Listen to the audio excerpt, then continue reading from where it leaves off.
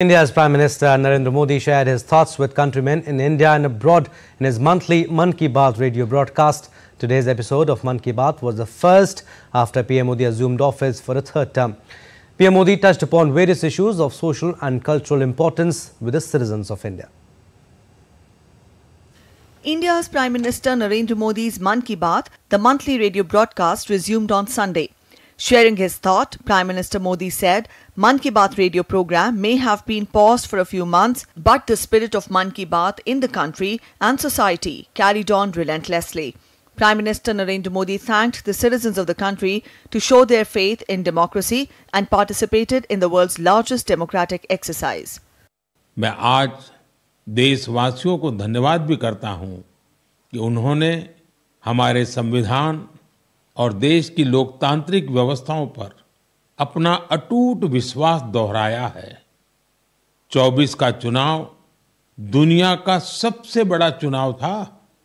दुनिया के किसी भी देश में इतना बड़ा चुनाव कभी नहीं हुआ, जिसमें 65 करोड़ लोगों ने वोट डाले हैं। मैं चुनाव आयोग और मतदान की प्रक्रिया से जुड़े हर व्यक्ति को इसके लिए बधाई देता हूं।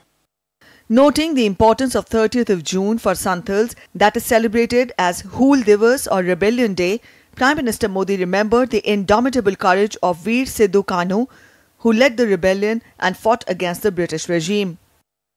30 जून का यह दिन बहुत ही महत्वपूर्ण है।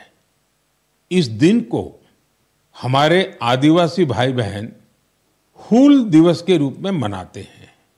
यह दिन वीर सिद्धो कान्हू के अदम्य साहस से जुड़ा है, जिन्होंने विदेशी शासकों के अत्याचार का पुरजोर विरोध किया था। India launched a special campaign, Ek Ped Maa Ke Naam, on World Environment Day this year. Prime Minister Modi appealed to everyone to plant a tree along with their mothers or in their name under this campaign. इस वर्ष विश्व पर्यावरण दिवस पर एक विशेष अभियान शुरू किया गया है। इस अभियान का नाम है एक पेड़ मां के नाम। मैंने भी एक पेड़ अपनी मां के नाम लगाया है। मैंने सभी देशवासियों से, दुनिया के सभी देशों के लोगों से ये अपील की है कि अपनी मां के साथ मिलकर या उनके नाम पर एक पेड़ जरूर लगाएं। Prime Minister Modi also mentioned the importance of Sanskrit as it played a big role in the progress of ancient Indian knowledge and science. Prime Minister Modi urged countrymen to connect the ancient language in their daily life. आज 30 जून को आकाशवाणी का Sanskrit bulletin अपने प्रसारण के 50 साल पूरे कर रहा है। मैं ऑल इंडिया रेडियो परिवार को बधाई देता हूं। साथियों, संस्कृत की प्राचीन भारतीय ज्ञान और विज्ञान की प्रगति में बड़ी भूमिका रही है। आज के समय की मांग है कि हम संस्कृत को सम्मान भी दें और उसे अपने दैनिक जीवन से भी जोड़ें। Prime Minister Modi also spoke about Indian heritage celebrated by Suriname and St. Vincent and Grenadines. He also thanked Kuwait government for a radio show dedicated to the Indian culture. The 10th International Day of Yoga celebrations was also mentioned by Prime Minister Modi in Mann Ki Baat program. The radio broadcast was last aired on February 25th and then took a break for general elections.